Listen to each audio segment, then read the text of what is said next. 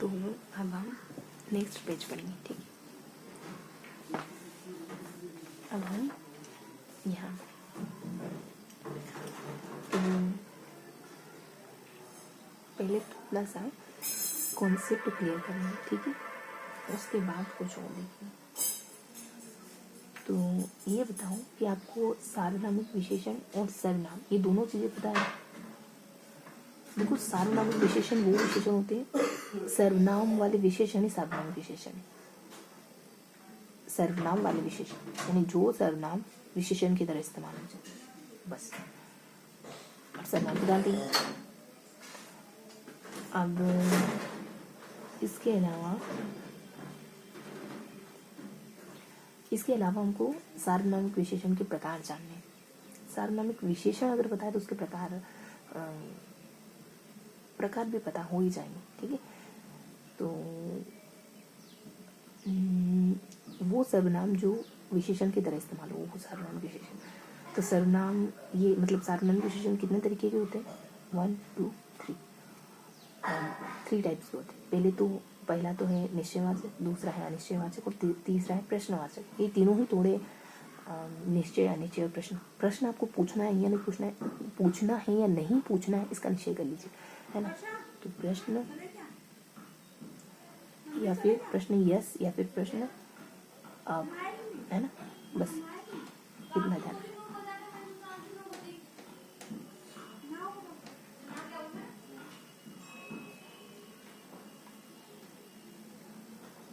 अब इसके अलावा बस मूलतः इतना ही पढ़ना है। देखो बताओ, कॉन्सेप्ट की बात थी, कॉन्सेप्ट हो गया कि क्लियर, हल्का हल्का सब थोड़ा सा बताओ, जब तक बताओगे नहीं पता नहीं चलेगा। एक तो सार्वनामिक विशेषण और सर्वनाम में अंतर। इसके अलावा सार्वनामिक विशेषण के कितने टाइप हो सकते हैं इसके ऊपर और इसके साइड में इसके ऊपर और इसके साइड में क्या है कि सर्वनाम बनते कैसे हैं, है ना, सर्वनाम बनते कैसे, उसकी पूरी प्रोसेस और उसी के उदाहरण आएंगे नीचे, मतलब यही चलेगा पूरा। तो इतना हमको पता करना है। अब इसको थोड़ा सा स्पष्ट करते, जो हमने पढ़ा ना, बीच में कुछ, इसके ऊपर कुछ, मतलब इसके ऊपर कुछ और इसके साइड में कुछ, ऐसे करके हमें जाना है।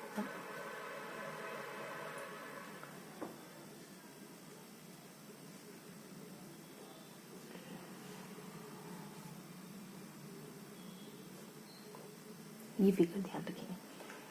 अब इन दोनों में अंतर क्या होता है कि देखो, सर्वनाम तो संज्ञा के स्थान पर लगते, सीधी सी बात है, और विशेषण हमेशा संज्ञा से आगे लगते, चाहे वो सार्वनामिक विशेषण ही क्यों ना, कौन से भी विशेषण हो वो आगे ही लगेंगे। एक सिंपल सा तो ये हो गया। और इसी को अगर एग्जाम्पल से देखें तो यह कार नहीं है, ठीक है। और यह मेरे साथ पढ़ता है, यह का मतलब हो सकता है कि राम हो, है ना। तो ये तो हो गया सीधा सा सर्वनाम, क्योंकि ये राम की जगह है। और यह कार नहीं है, तो राम कार नहीं है तो नहीं कह सकते। तो ये चूंकि कार के आ गया है, कार संज्ञा कार के आ गया है, तो ये हो गया अपना सार्वनामिक विशेषण, है ना। तो बस इस एक एग्जाम्पल से चीजों को ध्यान रख लेना है। यह फॉर्म के तौर पर तो विशेषण है, फॉर्म के तौर पर यूज के हिसाब से ये सार्वनामिक विशेषण हो गया। इतना नहीं समझे तो बस एक अंतर जाना, उस एक अंतर का एग्जाम्पल हमने पढ़ा, है ना। बस इतना ही है। तो कॉन्सेप्ट क्लियर है, वह थोड़ा दूर रहा है, वह सर्वनाम है ना। वह मतलब राम थोड़ा दूर रहा है और उसने बालक को बचाया, मतलब राम ने बालक को बचाया। और क्या यह किताब तुम्हारी है, तो क्या यहाँ राम लगा सकते हैं क्या राम किताब तुम्हारी है? नहीं लगा सकते, बाकियों की जगह राम लगा सकते हैं। क्यों नहीं लगा सकते? क्योंकि राम भी संज्ञा और किताब भी संज्ञा है, ये दोनों एक साथ नहीं आएंगे। तो यहाँ पर ये संज्ञा से आगे प्रयुक्त हुआ, यहाँ नहीं लग रहा है ना, तो ये हो गया सर्वनाम।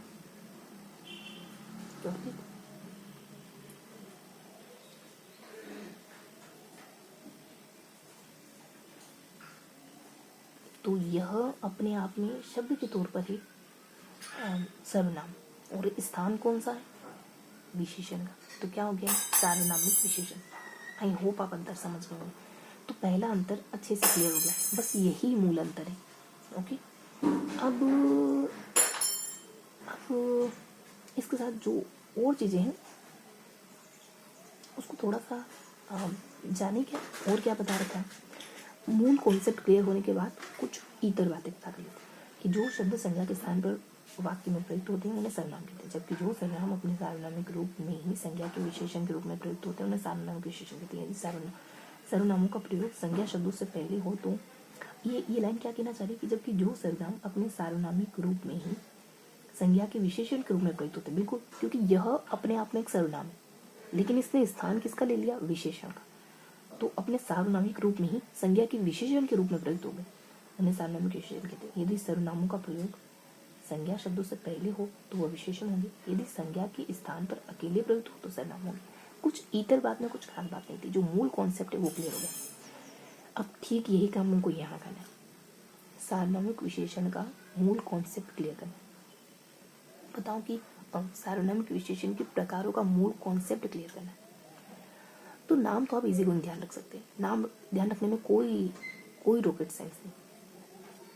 क्वेश्चनवाचक राइट, क्वेश्चनवाचक रॉन्ग, है ना, राइट नहीं।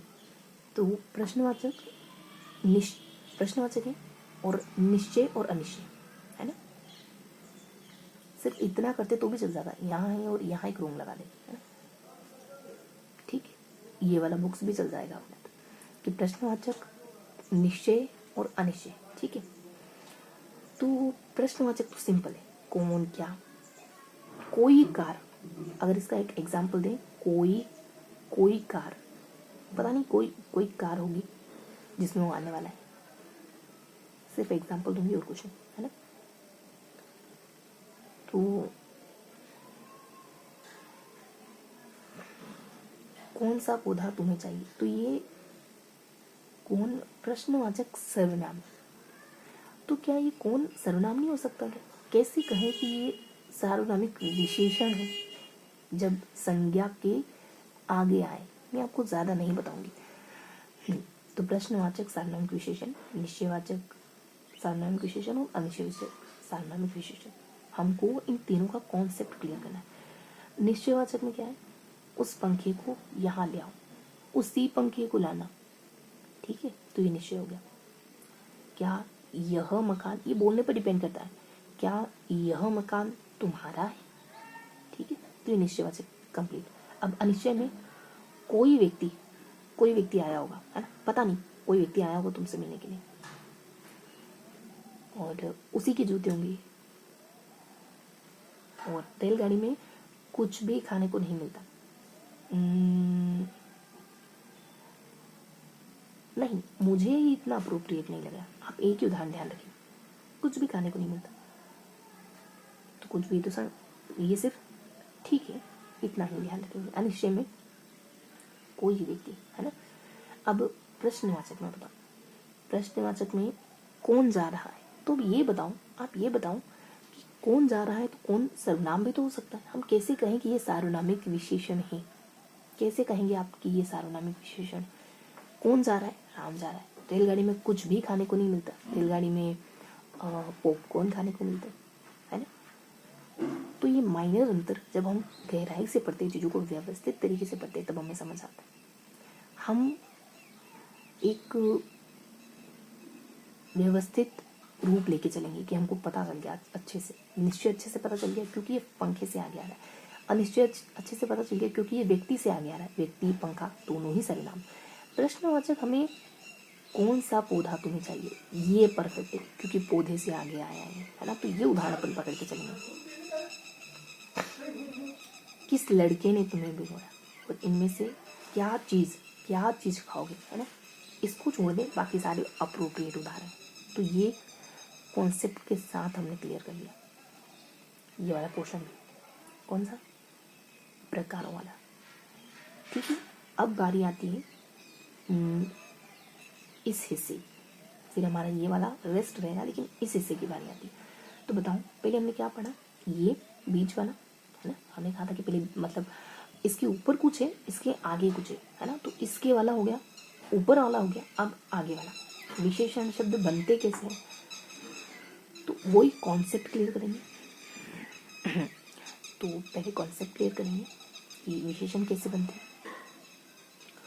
तो विशेषण 4 तरीके से बन सकते हैं, संज्ञा, सर्वनाम, क्रिया, अव्यय, है ना। सॉरी बच्चों।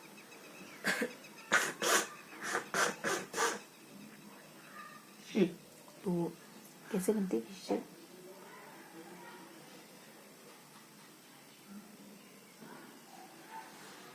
एक टिप ध्यान रखेंगे, संज्ञा को सर्वनाम भी किया जा सकता है,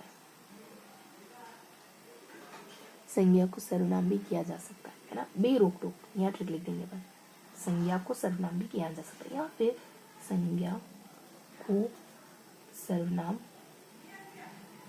भी किया जा सकता है ना, संज्ञा सर्वनाम क्रिया भी किया जा सकता है बेरोक टोक। अव्यय मतलब जो घटते बढ़ते नहीं है ना, उनमें कोई रोक टोक नहीं होती ऐसे करके।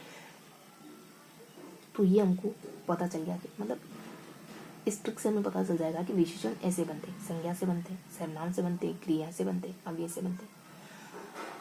ठीक है, अब ये तो हो गई कॉन्सेप्ट की बात है। अब इसके इतर, जैसा कि हमने यहाँ पढ़ा था इतर, यहाँ कुछ था नहीं तो यहाँ इतर पढ़ा नहीं हमने। अरे संबंध के लिए हमने कुछ पढ़ा ही नहीं, तो थोड़ा सा फ्लैशबैक जाते वापस से, और यहाँ जो चलो इतर की कैटेगरी में डाल देता है इसको, है ना। तो संबंधवाचक सार्वनामिक विशेषण के माय गॉड, ये बिल्कुल ही छूट गया था अपना, ये हमने प्रकार में भी नहीं देखा। तो ये संबंध बनाना है कि नहीं बनाना है, इसका निश्चय कर लो। अगर अपने पास 2 मिनट भी हुई ना तो अपन अच्छे से सब कुछ रिवाइज करेंगे। अगर अच्छे से पढ़ेंगे तो अच्छे से रिवाइज करेंगे। हम ऊपर वाला क्लियर कर चुके थे, इसका क्लियर कर चुके थे, इसके ऊपर वाला क्लियर कर चुके थे, फिर सामने आ गए, और जब सामने वाला पढ़ने लगे तब पता चला कि इसकी ऊपर वाले में कुछ बच गया था। वो कुछ क्या है? वो कुछ है संबंधवाचक सार्वनामिक विशेषण। इसको कैसे ध्यान रखेंगे? संबंध बनाने से पहले भी निश्चय कर लेना चाहिए या अनिश्चय कर लेना चाहिए। मतलब संबंध बनाना है नहीं बनाना है, निश्चय या अनिश्चय, है ना। जैसा कि प्रश्नवाचक के साथ हमने जोड़ा था, ठीक वैसे। अब हल्का सा इसको बस हल्का सा पढ़ रहे पर, क्योंकि हमें यहाँ पढ़ना है और समय भी हमारे पास फिक्स। ठीक है, तो संबंध क्या हो सकता है? जो पुस्तक कल खरीदी वह खो गई। तो ये वह शब्द किसके लिए आया? ये वह शब्द यहाँ सार्वनामिक विशेषण मुझे यहाँ लग रहा है क्योंकि पुस्तक से पहले आया है। वह खो गई तो ये तो सर्वनाम हो गया सिंपल, है ना। और वह लड़की सामने जा रही जिसने तुम्हारी पुस्तक पाई, तो जिसने जो है ना ये सर्वनाम हो गया, लेकिन वह आप कह सकते हैं सार्वनामिक विशेषण। ठीक है, अब इसको हल्का सा मतलब इस वाले पोर्शन को हल्का सा पढ़ा है। अब आते हैं यहाँ अपन चल रहे थे ईतर वाली बात पर, मेन कॉन्सेप्ट क्लियर। अब ईतर वाली बातें क्विकली पढ़ेंगे। कुछ शब्द मूल रूप से ही विशेषण, जैसे पतला, मोटा, धूर्त, चालाक, योग्य, निपुण, सुंदर, है ना, ये अपने आप में ही विशेषण है, ये किसी से नहीं बने। कहने का मतलब यही हो रहा है, क्योंकि मूल रूप विशेषण का मतलब क्या हुआ? किसी से नहीं बने। किंतु बहुत से, इसको थोड़ा क्विक पढ़ेंगे समय सीमा को देखते हुए। किंतु बहुत से शब्दों की रचना संज्ञा, सर्वनाम, क्रिया, प्रत्यय लगाकर की जाती है। इनके साथ प्रत्यय लगता है तब होती है। वर्ष से वार्षिक, मतलब कुछ ना कुछ तो उतार चढ़ाव होगा, तभी तो ये बदलेंगे। आदि से आदि, दया से दयालु, एक्सेट्रा। ठीक है, अब ईतर में ये भी जारी, अर्थ का आर्थिक, अंश का आंशिक, अध्यात्म का आध्यात्मिक, आत्मा का आत्मिक, देव का देविक, भूत का भौतिक, न्याय का न्यायिक या न्यायिक, पुराण का पौराणिक, पक्ष का पाक्षिक। समय है हमारे पास।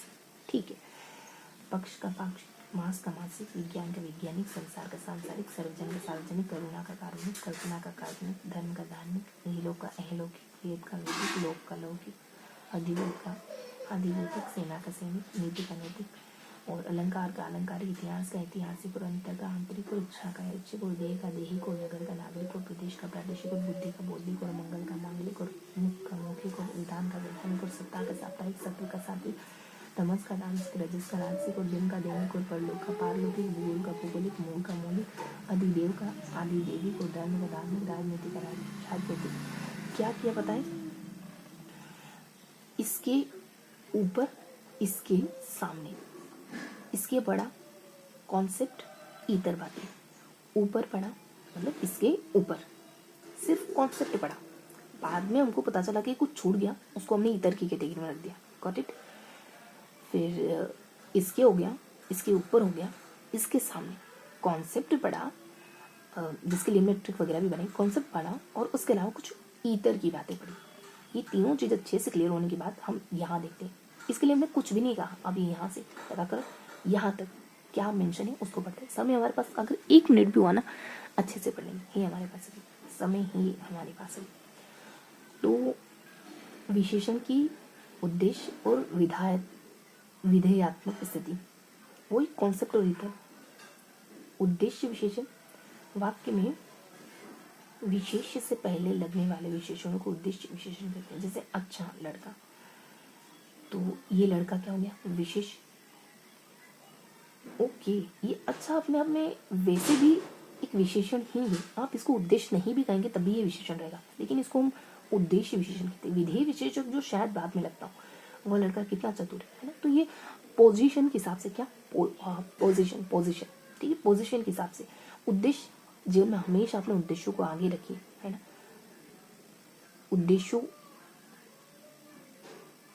अपने उद्देश्यों को आगे रखिए मतलब अपने उद्देश्यों को महत्ता दीजिए, ठीक है।